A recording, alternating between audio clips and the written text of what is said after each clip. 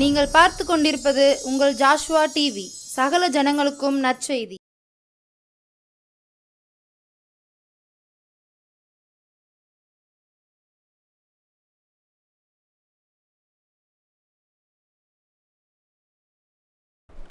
ஆண்டவராய் இயேசு கிறிஸ்துவின் நாமத்தினாலே உங்கள் யாவருக்கும் என் அன்பின் வாழ்த்துக்களையும் நன்றிகளையும் தெரிவிக்கிறேன்.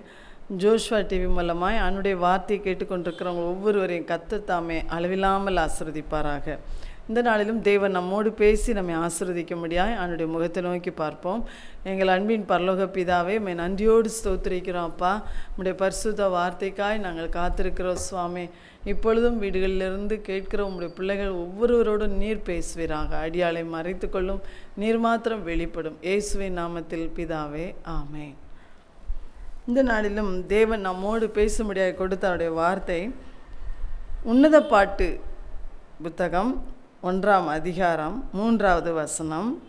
சாலமன் ராஜா எழுதின உன்னத பாட்டு என்ற அந்த வேத புத்தகத்தில் உள்ள புத்தகத்தின் அதிகாரத்தில் 1ஆம் அதிகாரம் 3ஆம் வசனம். உமது பரிமள தைலங்கள் இன்பமான வாசனையுள்ளவைகள், உமது நாமம் ஊற்றுண்ட பரிமள தைலமாயிருக்கிறது, ஆகையால் கன்னியர்கள் உம்மை நேசிக்கிறார்கள். உமது நாமம் ஊற்றுண்ட பரிமள தைலமாயிருக்கிறது, உமது பரிமள தைலங்கள் இன்பமான வாசனையுள்ளவைகள், ஆகையால் கன்னியர்கள் உம்மை நேசிக்கிறார்கள்.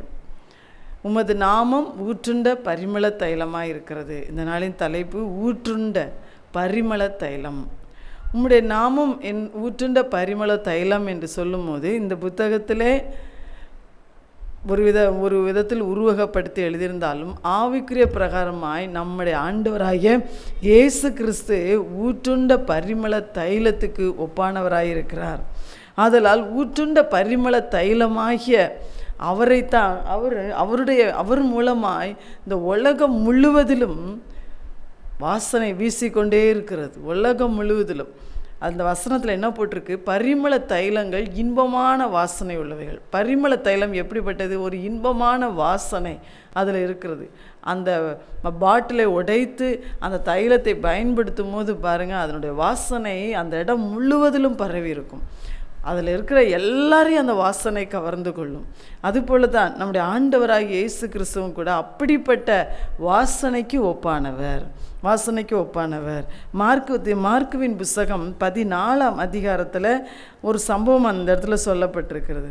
ஆண்டவராகிய இயேசு இந்த உலகத்தில் இருந்த நாட்களிலே பெத்தானியாவிலே குஷ்டரோகியாக இருந்து ஆண்டவரால் சுகமாக்கப்பட்ட சீமோன் என்பவருடைய வீட்டிலே ஆண்டவர் போஜன பந்தி இருக்கும் பொழுது ஒரு ஸ்திரீ விலையேறப்பெற்ற நளதம் என்ற உத்தம தைலமுள்ள வெள்ளைக்கல் பரணியை கொண்டு வந்து, வெள்ளைக்கல் பரணி என்று சொன்னால் ஒரு ஃப்ளாஸ்க் போன்ற ஒரு வெள்ளைக்கல் பரணியை கொண்டு வந்து அதை உடைத்து அந்த தைலத்தை அவர் சிரசின் மேல் ஊற்றினாள். ஆண்டவர் இயேசு போஜன பந்தியில் அமர்ந்திருக்கிறாரு. அந்த பெண் விலையேற பெற்ற பெண்கள் அந்த நாளிலே தங்களுக்கென்று விலையேறப்பெற்ற அந்த தைலத்தை வைத்திருப்பார்களாம். அந்த தைலத்தை அவள் கொண்டு வந்து அதை உடைத்து அந்த வெள்ளைக்கால் அந்த அதில் எதில் வைத்திருந்தால் ஒரு பாட்டில் போன்ற அந்த ஒன்றிலே வைத்திருப்பார்கள் இல்லையா, அதை உடைத்து நம்முடைய ஆண்டவராய் இயேசுவுடைய சிரசின் மேல் அந்த தைலத்தை ஊற்றுகிறாள். அந்த தைலத்தை ஊற்றின உடனே அது வீடு முழுவதிலும் பரிமளத்தினால் நிறைந்திருந்தது. அந்த வீடு முழுசும் அந்த யோவானில் அப்படி போட்டிருக்கிறாரு, அந்த வீடு முழுவதும் பரிமள தைலத்தினால் நிறைந்திருந்தது. அப்போ தான் ஆண்டவர் சொல்கிறாரு, தான் மரித்து அடக்கம் பண்ணப்படுவதற்கு முன்பாக அந்த தைலம் பூசப்படுவதற்கு அடையாளமாக எத்தனமாக இந்த மகள் அதை முந்தி கொண்டு செய்கிறாள் என்று சொன்னார். அதனால் அவள் செய்தது உலகமெங்கிலும் நினைக்கப்படும், சொல்லப்படும். அந்த சுவிசேஷம் சொல்லப்படும் போது அது சொல்லப்படும் என்று ஆண்டவர் சொன்னார். அப்போ இயேசுவுக்கு அன்றைய தினம் அந்த பெண் அந்த தைலத்தை உடைத்து அவர் சிரசின் மேல் ஊற்றினால் அந்த வாசனை பரிமள தைலமாக பரிமளித்தது. அந்த அறை முழுவதையும் நிரப்பிற்று. எவ்வளோ தூரம் நிரப்பிச்சோ தெரியாது. அப்போ அதே போல் தான் நம்முடைய ஆண்டவராக இயேசு கிறிஸ்து கல்வாரி சிலுவையிலே தன்னுடைய ஜீவனை அவர் உடைத்து ஊற்றினார்.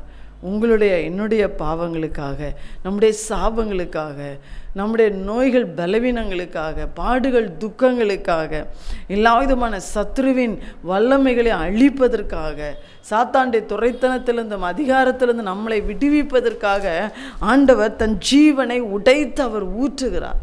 சிலுவையில் அவர் நொறுக்கப்பட்டார். ஏசாயா 53 நீங்கள் பார்த்தீங்கன்னா ஆண்டவருக்கு உடைத்து ஊற்றப்பட்டார் என்று நம்ம தைரியமாக சொல்லலாம். ஏன்னா அவர் நொறுக்கப்பட்டார். ஒரு எலும்பை நொறுக்குவது மாதிரி அவர் சரீரம் நொறுக்கப்பட்டது. நொறுக்கப்பட்டார், அவர் உடைக்கப்பட்டார், நெருக்கப்பட்டார், ஒடுக்கப்பட்டார். எல்லா வேதனையும் ஆண்டவர் அனுபவித்தார். அதனால் தன் ஜீவனை ஆண்டவர், தன்னுடைய இரத்தத்தை, தன் ஜீவனை உங்களுக்காகவும் எனக்காகவும் இயேசு உடைத்து ஊற்றினார்.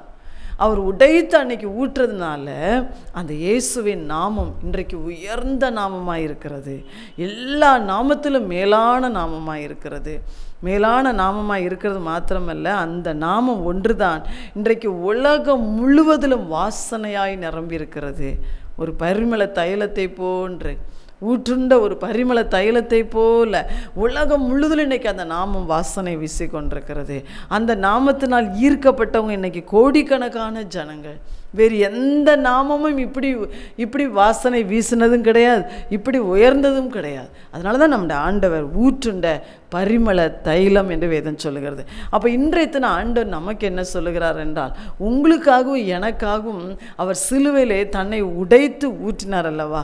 இன்றைக்கு உலகம் முழுவதும் வாசனை வீசி கொண்டிருக்கிறாரே. அப்போ அவரை ஏற்றுக்கொண்ட பிள்ளைகளாகிய நம்முடைய வாழ்க்கையிலும் கூட அந்த இயேசுவின் நாமம் பரிமள தைலமாய் நம்முடைய வாழ்க்கையிலும் வீசணும் அப்படின்னு சொல்கிறார். அவரை ஏற்றுக்கொண்ட பிள்ளைங்க ஒவ்வொருத்தருக்குள்ளேயும் ஆண்டவர் இருக்கிறார். அப்போ ஆண்டவர் நமக்குள் இருந்து நம்ம மூலமாக அந்த இயேசுவின் நாமம் பரிமள தைலமாக இந்த உலகத்தில் வீசணும், நம்ம குடும்பத்தில் வீசணும், நம்முடைய தேசத்தில் அது வீசணும். அப்படி நம்ம இயேசுவின் நாமத்துக்கு மகிமையாய் நம்ம வாழணும் அப்படின்னு ஆண்டவர் சொல்கிறார். அப்போ உடைத்து ஊற்றப்பட்ட அந்த பரிமள தைலத்தை போல நம்முடைய வாழ்க்கையும் கூட இயேசுவுக்காக வீசணும்னா நம்முடைய வாழ்க்கை எப்படி இருக்கணும்னு பார்க்க போகிறோம். முதலாவது பார்த்தீங்கன்னா, இயேசு நம்முடைய பாவங்களுக்காக, நம்முடைய பரிசுத்த வாழ்க்கைக்காக, நாம் ஒரு பரிசுத்தம், நம்முடைய பாவங்களிலிருந்து நாம் மன்னிப்பு பெற்று விடுதலை பெற்று அவருடைய பிள்ளைகளாக மாறணும். அது மாத்திரம் இல்லை, அவரை போலவே நம்மளும் பரிசுத்தம் உள்ளவங்களாக வாழணும். அவர் இருக்கிற அந்த ராஜ்யத்துக்குள்ளே நாமளும் பிரவேசிக்கணும். அவரை நித்திய காலமாக அவரை சேவித்து அவர் கொடுக்குற அந்த ஜீவனை பெற்றுக்கொள்ளணும். இதுக்காகத்தான் இயேசு தன்னை சிலுவையிலே உடைத்து அவர் ஊற்றினார், அவ்வளோ பாடுகளை அனுபவித்தார்.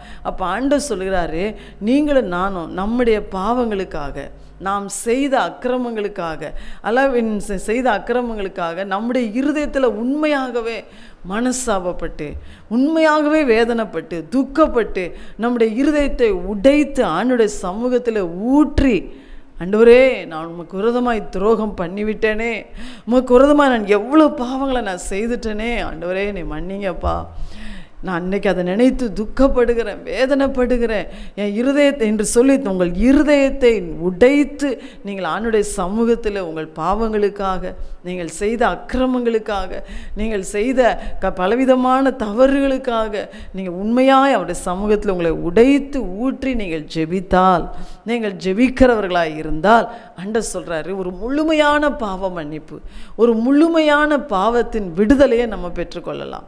இன்றைக்கி எத்தனையோ பேர் நம்ம ஜெபிக்கிறத பார்க்குறோம், மேலோட்டமாக அவங்களுடைய பாவங்களை அறிக்கையிடுவாங்க, மேலோட்டமாக பாவத்தை மன்னிப்பு கேட்பாங்க. ஆனால் அதுவல்ல, ஆண்டவர் சொல்கிறாரு, இயேசு நமக்காய் உடைக்கப்பட்டது போல் உங்கள் இருதயம் பாவங்களுக்காக உடைக்கப்படணும்.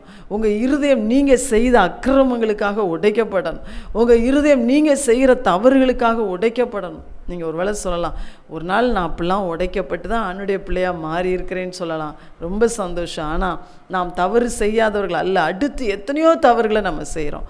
ஆனால் நாம் தவறு செய்ய நேரிடும் போதெல்லாம், அல்லாவிட்டால் ஆண்டவரை விட்டு நாம் பின்வாங்கும் போதெல்லாம், தவறான வழிக்குள் நாம் செல்லும் போதெல்லாம் நம்முடைய உள்ளம் அப்படிப்பட்ட துக்கத்தினாலும் வேதனைனாலும் நிறைந்து நம்முடைய இருதயத்தை உடைத்து, ஆண்டவரே நான் மீண்டும் மீண்டும் தவறு செய்கிறேனே, எனக்கு அந்த பாவத்திலிருந்து விடுதலையை தாரும், எனக்கும் உம்முடைய பரிசுத்த வாழ்க்கையை தாரும், நானும் உம்மை போல பரிசுத்தமாக வாழணும் அப்பான்னு சொல்லி அவருடைய பரிசுத்தத்தை நீங்கள் வாஞ்சித்து தாகத்தோடு கூட கண்ணீரோடு கூட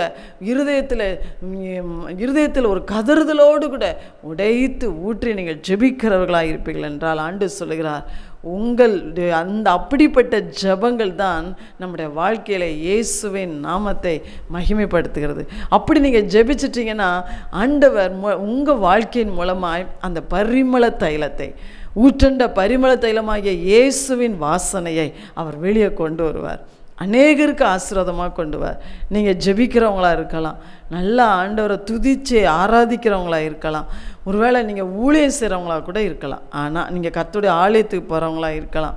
இப்போ லெந்து காலங்கள் இப்போ நான் தொடங்கி இருக்குது, தினந்தோறும் நீங்கள் ஆலயத்தை நோக்கி ஓடுறவங்களா இருக்கலாம். இது எல்லாம் இருந்தாலும் உங்களுடைய அந்தரங்க வாழ்க்கையின் பரிசுத்தத்துக்காக, உங்களுடைய அந்தரங்க வாழ்க்கையின் தேவனுக்கு பிரியமாய் நீங்கள் வாழ வேண்டும் என்பதற்காக, உங்கள் பாவங்கள் மன்னிக்கப்பட்டு நீங்கள் பரிசுத்தம் அடைவதற்காக, அல்லாவிட்டால் இயேசுவின் சுபாவங்கள் எனக்கு வேணும், நான் எவ்வளோ கோபப்படுறேன், எவ்வளோ எரிச்சல் படுறேன், எவ்வளோ பொறுமை இல்லாமல் நான் இருக்கிறேன், எனக்குள்ள எவ்வளோ விதமான கர்த்தருக்கு பிரியமில்லாத காரியங்கள் இருக்கிறதே, ஐயோ ஆண்டவரே உம்முடைய பரிசுத்தம் எனக்கு வேண்டுமே என்று அவருடைய பரிசுத்தத்துக்காக நீங்கள் அந்தரங்கத்திலே கதறுகிற பிள்ளைகளாக இருப்பீர்கள் என்றால் உங்கள் வாழ்க்கையிலே அந்த இயேசுவின் நாமம் பரிமள தைலமாய் வீசும் என்று சொல்லுகிறார். அது இல்லாமல் நீங்கள் மற்ற எந்த காரியத்தை செய்தாலும் அது தேவனுடைய நாமத்துக்கு மகிமையாக அவருடைய வாசனையை மற்றவர்களுக்கு கொண்டு செல்வதாக கட்டாயம் அது இருக்காது. அப்போ ஆண்டவர் சொல்றார், சங்கீதக்காரனாய் தாவீது ஒரு நொறுங்குண்ட இருதயத்தோடு தன் பாவங்களுக்காய் கதறுகிறார். சங்கீதம் 51 எடுத்து வாசித்து பாருங்கள், அதில் ஒவ்வொரு வசனத்தையும் நீங்கள் கவனித்து வாசித்து பாருங்கள். தன்னுடைய இருதயத்தை உடைச்சி ஊற்றியிருப்பார் தாவீது, நொறுக்கி தன்னை ஒப்பு கொடுத்திருப்பார். அதனால் அவர் பாவ மன்னிப்பை பெற்றுக்கொண்டு கர்த்தருக்கு சாட்சியாக மறுபடியும் அந்த ராஜா எழும்பி நின்றார். ஏசாயா 6ஆம் அதிகாரத்தில் நீங்கள் வாசித்து பாருங்கள், 5ஆம் வசனத்தில் ஏசாயா சொல்கிறார், ஐயோ நான் அதமானேன், நான் அசுத்த உதடுகளுள்ள மனுஷன், நான் அசுத்த ஜனங்கள் நடுவில் நான் வாசம் பண்ணுகிறேன், ஆண்டவரே நீ பரிசுத்தமுள்ள ராஜாவாக இருக்கிறீரே, நான் எவ்வளவு அசுத்தமாக இருக்கிறேனே என்று கதறுகிறார். அந்த கதறுதல் அவரை பரிசுத்தமாக்கிற்று. அந்த கதறுதல்னால அவர் வல்லமையான தீர்க்கதரிசியாய் தேவனுக்காய் பிரகாசித்தார். ஆண்டுடைய பிறப்பை குறித்து மரணத்தை குறித்து எல்லாவற்றையும் அந்த தீர்க்கதரிசி அறிவித்தார். அவர் மூலமாக ஆண்டுடைய நாம எவ்வளோ மகிமைப்பட்டிருக்கு பார்த்தீங்களா? அப்போ ஆண்டவர் சொல்கிறார், நாம் எவ்வளவுதான் கர்த்தரை தேடுகிறவர்களாக இருந்தாலும் நம்முடைய அந்தரங்க வாழ்க்கையின் பரிசுத்தத்துக்காக, பாவ மன்னிப்புக்காக, நம்முடைய சீர்படுதலுக்காக, தேவனை கிட்டே சேருவதற்காக, நாம் பாவத்துக்காக துக்கப்படுகிற பிள்ளைகளாய், உடைத்து நம்மை ஜெபிக்கிற பிள்ளைகளாய் இருப்போம் என்றால் மாத்திரமே நாம் தேவனுக்காய் வாசனை வீச முடியும். ரெண்டாவதாக கர்த்தர் சொல்லுகிறார், அடுத்து நம்முடைய ஜெபம் பார்த்தீங்கன்னா 1 சாமுவேல் 1ஆம் அதிகாரம் 15ஆம் வசனத்தில் நம்ம அடிக்கடி நம்ம வாசித்திருக்கிறோம். அன்னாள் என்ற பெண்ணை குறித்து சொல்லப்பட்டிருக்கிறது. அந்த பெண் ஆண்டுடைய சமூகத்தில் 15ஆம் வசனத்தில் சொல்லியிருக்கிறாங்க, நான் கர்த்தருடைய சந்நிதியில் என் இருதயத்தை ஊற்றிவிட்டேன். அவங்களும் பாருங்கள், உடைக்கப்பட்ட தன் இருதயத்தை ஆண்டுடைய சமூகத்தில் அப்படியே ஒரு தைலத்தை ஊற்றுவது போல் அவங்க ஊற்றுறாங்க. அவங்க இருதயம் ஊற்றப்படுகிறது, அவங்க மனம் கசந்து ஆண்டவர்கிட்ட அழுது அவங்க ஜெபிக்கிறாங்க. அந்த ஜெபத்தின் மூலமாகத்தான் அவங்க வாழ்க்கையிலே இயேசுவின் நாமம் மகிமைப்பட்டது. அந்த வசனம் 11 நீங்கள் பாருங்கள், அவங்களுடைய ஜெபம் எப்படி இருக்குதுன்னு பாருங்கள். தன்னை சேனைகளின் கர்த்தாவே, ஆண்டவரை முதல்ல அவங்க உயர்த்துறாங்க. அடுத்து, தேவரீர் உம்முடைய அடியாளின் சிறுமையை கண்ணோக்கி பார்த்து, உம்முடைய அடியாள் என்று சொல்லி தன்னை தாழ்த்துறாங்க, அதிகமாக தாழ்த்தி ஜெபிக்கிறாங்க.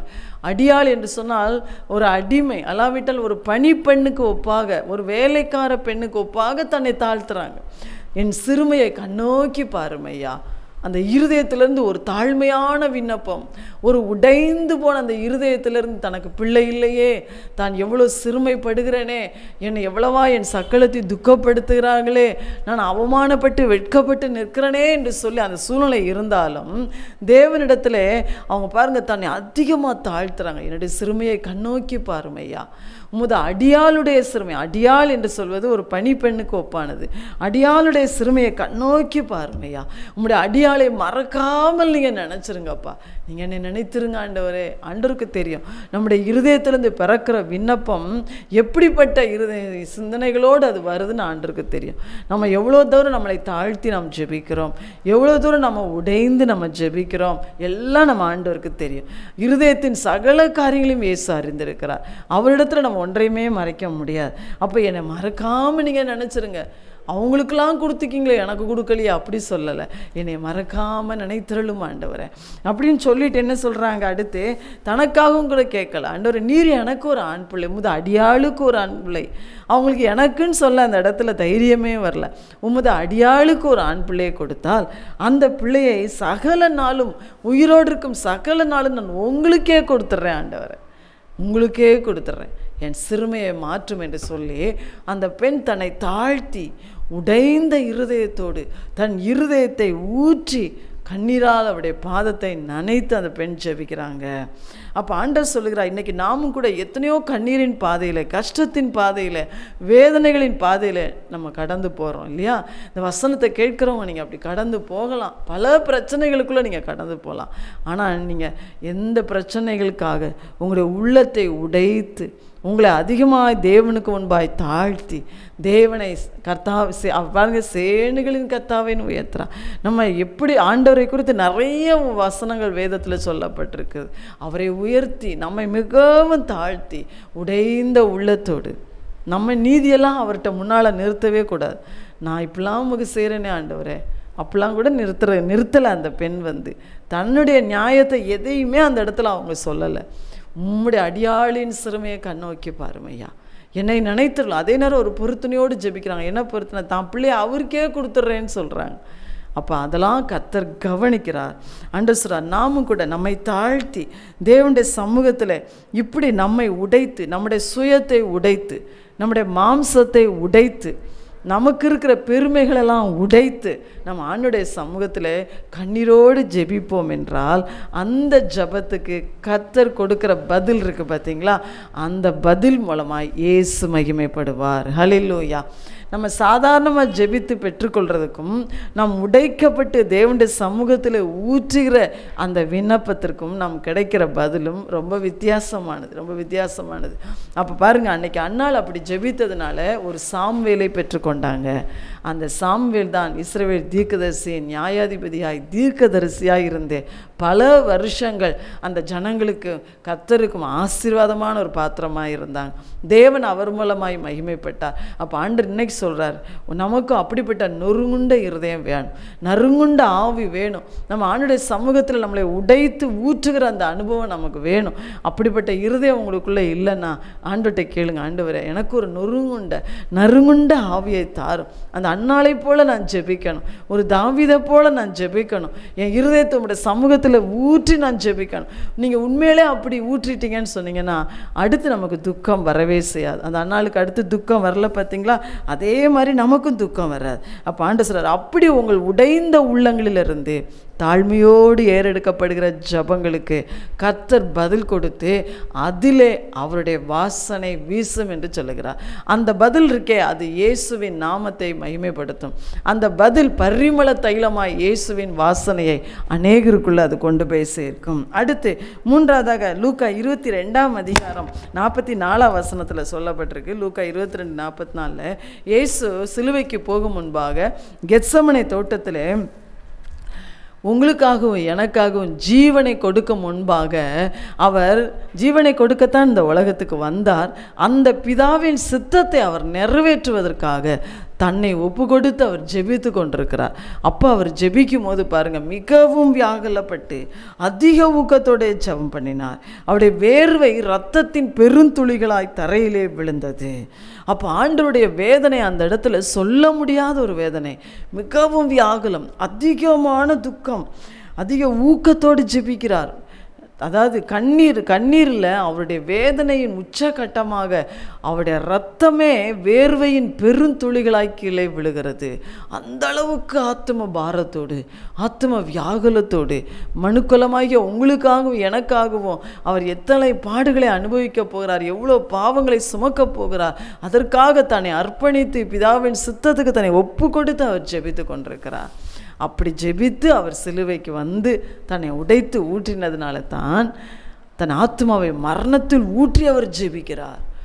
அப்படி ஜெபித்ததுனால தான் இன்றைக்கு இயேசுவின் நாமம் உலகம் முழுவதிலும் உயர்த்தப்பட்டு கொண்டிருக்கிறது, உலகம் முழுவதிலும் வாசம் வீசி கொண்டிருக்கிறது. அப்போ ஆண்டவர் இன்னைக்கு நமக்கு என்ன சொல்கிறாருன்னா, நீங்களும் நானும் கூட அழிந்து கொண்டிருக்கிற ஆத்துமாக்களுக்காய் அவர்களை குறித்த உண்மையான ஒரு பாரத்தோடு உண்மையான ஒரு வேதனையோடு கண்ணீரோடு இருதயம் உடைந்து ஊற்றி துக்கத்தோடு நாம் ஜெபிப்போம் என்றால் ஆண்டவர் சொல்லுகிறார், அந்த ஜெபங்கள் மூலமாய் ஆத்துமாக்களை அவர் ரட்சித்து ஆத்துமாக்களை அவர் பிள்ளைகளாய் மாற்றி இயேசுவின் நாமத்தை அவர் மகிமைப்படுத்துகிறார். ஹல்லேலூயா.